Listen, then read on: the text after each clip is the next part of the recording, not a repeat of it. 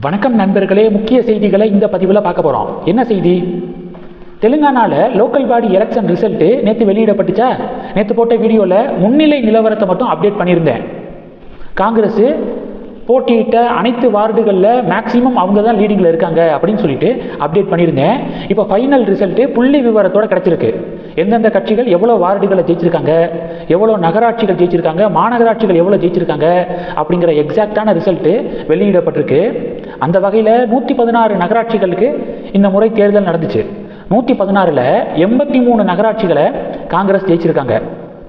அடுத்து 7 மாநகராட்சிக்கு நடந்த தேர்தலில் 5 மாநகராட்சியை பார்த்தீங்கன்னா காங்கிரஸ் ஜெயிச்சிருக்கு. அப்போ 116 நகராட்சிகளில் 83 காங்கிரஸ், 7 மாநகராட்சியில் 5 காங்கிரஸ் அப்படின்னு சொல்லிட்டு ஃபைனல் ரிசல்ட்டை பார்க்குறோம். ஓவராலாக தெலுங்கானா முழுவதும் 1500க்கும் மேற்பட்ட வார்டுகளை காங்கிரஸ் ஜெயிச்சிருக்காங்க. ஃபஸ்ட்டு ஓட் ஷேரும் காங்கிரஸ் தான் நம்பர் 1ல் இருக்காங்க. ஆளுங்கட்சி காங்கிரஸ் தான் அங்கே தெலுங்கானாவில். ரேவந்த் ரெட்டி முதல்வராக இருக்கார்.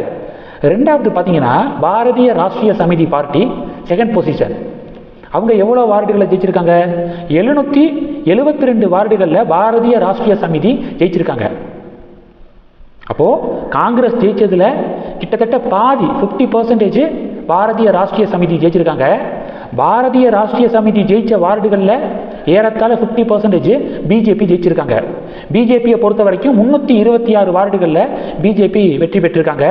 அடுத்து அசாதுதீன் ஓவைசியுடைய ஏஐஎம்ஐஎம் பார்ட்டி 66 வார்டுகளில் ஜெயிச்சிருக்காங்க. நேற்று போட்ட வீடியோலே சொல்லியிருந்தேன், தெலுங்கானாவில் ஆட்சி பிடிக்கிற வேகத்துக்கு பாஜக வளர்ந்தாங்க. அடுத்த தேர்தல் தெலுங்கானாவில் பிஜேபி ஆட்சி தான் அப்படின்னு சொல்லிட்டு எல்லாரும் எதிர்பார்த்த தருணத்தில் திடீர்னு மாநில தலைவரை பாஜக மேலிட மாற்றினாங்க. பண்டி சஞ்சய்குமார் தலைமையில் தெலுங்கானாவில் பிஜேபி மிக வேகமாக வளர்ந்தது. தமிழகத்தில் அண்ணாமலை தலைமையில் பிஜேபி வளர்ந்துச்சுல, அதுக்கு இணையாக தெலுங்கானாவில் வளர்ந்துச்சு.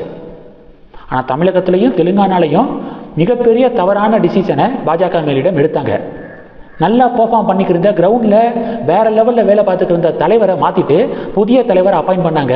அது தெலுங்கானா பிஜேபிக்கும் சரி, தமிழக பிஜேபிக்கும் சரி மிகப்பெரிய ஒரு பின்னடைவுக்கான தொடக்க புள்ளியாக மாறினுச்சு. சரி இருக்கட்டும். இப்போ பிஜேபி இந்த தெலுங்கானா உள்ளாட்சி தேர்தலில் 326 வார்டுகளை தான் ஜெயிச்சிருக்காங்கன்னு சொன்னேன்ல, அதில் கொஞ்சம் ஹாப்பியான நியூஸ் பாஜக தொண்டர்களுக்கு என்ன தெரியுமா?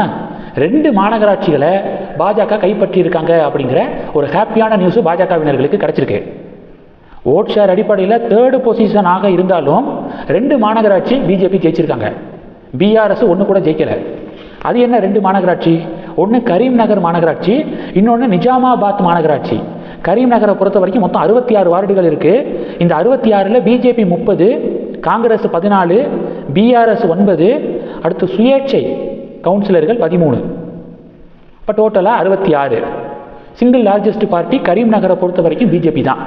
முதன்முறையாக கரீம்நகர் மாநகராட்சியில் பிஜேபி மேயர். கரீம்நகர் மக்களவை தொகுதியுடைய எம்பி யார் தெரியுமா? பண்டி சஞ்சய்குமார். பண்டி சஞ்சய்குமார் அவர்கள் மத்திய இணையமைச்சராக இருக்கார். அவர் இந்த கரீம்நகர் பகுதியில் மாநகராட்சியில், ஏன்னா அவருடைய தொகுதியில் பிஜேபி தோல்வி அடைஞ்சிச்சுன்னா டெஃபினட்டாக அது அவருக்கு தான் கெட்ட பேர். அதனால் அவர் என்ன பண்ணிட்டாரு, இந்த கரீம்நகரை அவருடைய கண்ட்ரோலுக்கு எடுத்துக்கிட்டாரு. எப்படி அவர் மாநில தலைவராக இருந்தப்ப அதிரடியான பரப்புரைகள்லாம் மேற்கொண்டாரோ, யாத்திரைகள்லாம் போனாரோ, அது மாதிரி கரீம்நகர் மாநகராட்சியில் பண்டி சஞ்சய்குமார் தேர்தல் பரப்புரை மேற்கொண்டு பாஜகவுக்கு மிகப்பெரிய வெற்றியை வாங்கி கொடுத்துருக்காரு. ஃபஸ்ட்டு டைமு பிஜேபி மேயர் கரீம்நகரில். ஸோ இதை தான் நம்ம தொடர்ந்து சொல்கிறோம். கிரவுண்டில் தொண்டர்களால் அதிகமாக விரும்பக்கூடிய தலைவரை மாநில தலைவராக போடுங்க.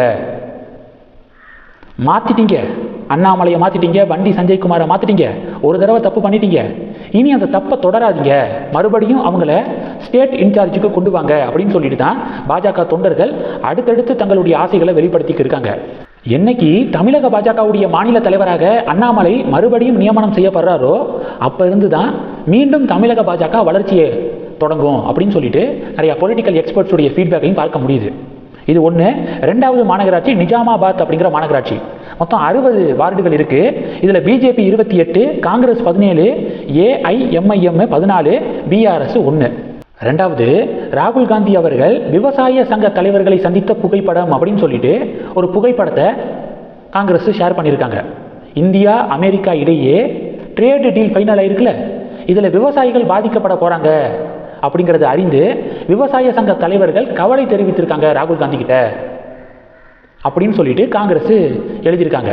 பாஜக சொல்கிறாங்க, இந்த புகைப்படங்களில் இருக்கக்கூடிய விவசாய சங்க தலைவர்கள் அப்படின்னு சொல்லி கொள்ளக்கூடிய ஒவ்வொருத்தங்களும் அந்தந்த மாநிலத்தில் காங்கிரஸ் கட்சியோடு தொடர்பில் இருக்கிறவங்க, காங்கிரஸோடு கூட்டணியில் இருக்கிறவங்க அப்படின்னு சொல்லிட்டு பாஜக பதிலடி கொடுக்குறாங்க.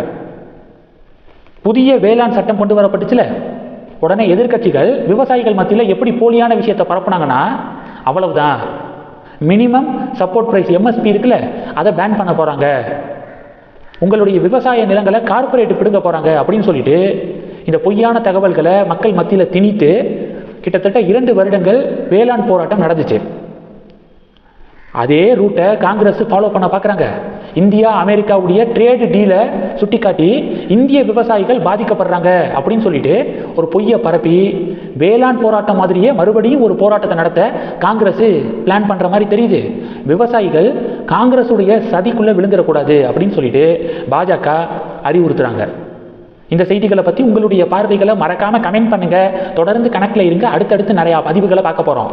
நன்றி. ஜெய் ஹிந்த்.